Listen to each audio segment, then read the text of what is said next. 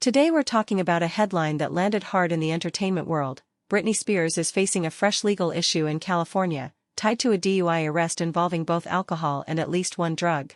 And before we get into the details, a quick note on what this kind of story is and isn't.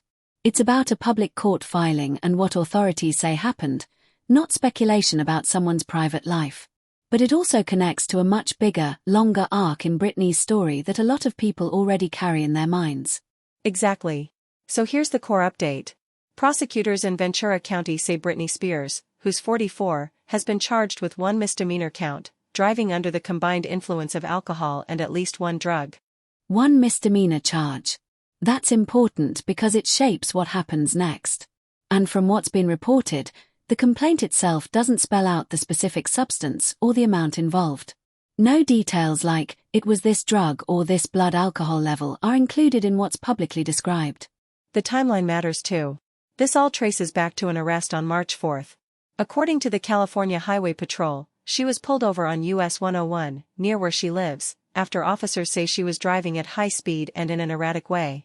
And when they stopped her, officers said she appeared impaired. They had her do field sobriety tests, then arrested her on suspicion of DUI involving alcohol and drugs. She was taken to the Ventura County jail that night. Then she was released the next day on bail. After that, investigators wrapped up their work and sent it to prosecutors. That submission happened later in March. Which is often how these cases go. Arrest first, then a period where the investigation gets finalized, paperwork gets filed, and only after that do you see a formal charge show up publicly. Now we get to the next step, arraignment. It's scheduled for Monday. But because this is a misdemeanor, prosecutors have said she won't be required to appear in court. That detail can surprise people. They hear arraignment and imagine someone has to show up, stand before a judge, the whole scene. But with misdemeanors, depending on the jurisdiction and the circumstances, appearances can sometimes be waived. There was also a statement attributed to her representative around the time of the arrest. The message was basically, this was not okay.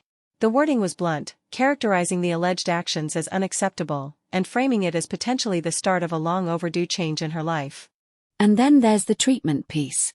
Just over a month after the arrest, her representative confirmed she checked into a substance abuse treatment facility voluntarily. Now, I want to pause here. Because stories like this can feel like they're only about the immediate incident. But with Britney Spears, they almost never are. There's the legal case, yes. But there's also the context that follows her everywhere, how famous she became, how early, and how public every struggle has been. It's hard to overstate how big she was. She started as a teen pop phenomenon, with that Mickey Mouse Club background, and then she essentially became the face of late 90s and early 2000s pop. Think about the run of hits people still recognize immediately: Toxic, Gimme More, I'm a Slave for You. And the commercial success was massive. Multiple platinum albums, including 2 releases that reached diamond certification. Those are career-defining achievements for any artist, and they set the stage for the kind of fame that can become its own pressure cooker. Then comes the other part of the story people remember.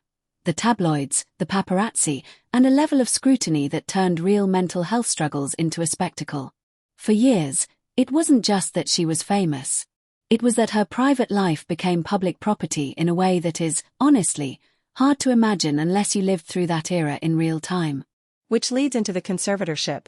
In 2008, she was placed under a court-ordered conservatorship that controlled both personal and financial decisions, largely under the authority of her father and his legal team. That arrangement lasted more than a decade, finally ending in 2021.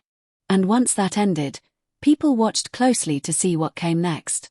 Since then, her life has been marked by big shifts, including a marriage and a divorce, and also the release of a memoir that became a major bestseller, The Woman in Me. Here's where the story gets tense, because the new legal trouble lands on top of all of that history. Listeners might be thinking, is this a one-time bad decision? Is it part of something bigger? Is it relapse? Is it crisis? Is it just a terrible night? And the truth is, with the information available publicly, we can't answer those questions with certainty. What we can say is what's in front of us: a misdemeanor DUI charge described as involving alcohol and at least one drug, an arrest after a traffic stop for alleged erratic driving, and then a voluntary entry into treatment afterward. There's another layer, too. Britney has largely stepped away from a full-time music career in recent years. Since her last full-length album in 2016, she's only released a handful of collaborative singles. So her public presence has shifted from releasing albums and touring to something more personal, more monitored by fans, and sometimes more volatile. And when someone with that level of fame is involved, every legal filing becomes a global headline. But the stakes of something like DUI are real, no matter who you are. It's not a victimless celebrity mistake story.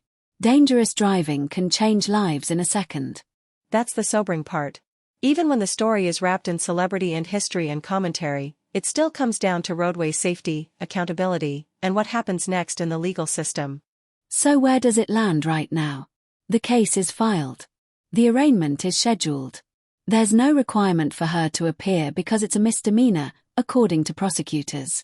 And beyond that, we're in the waiting period where the court process will either move quickly or stretch out, depending on how it's handled.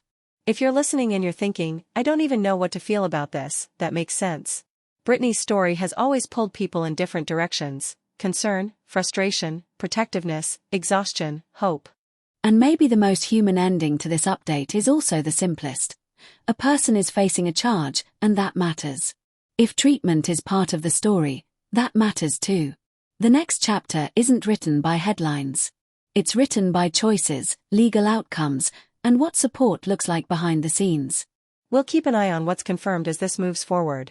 For now, that's the latest on the DUI charge in Ventura County and what we know about what happened, what's scheduled next, and the broader context that makes this headline resonate.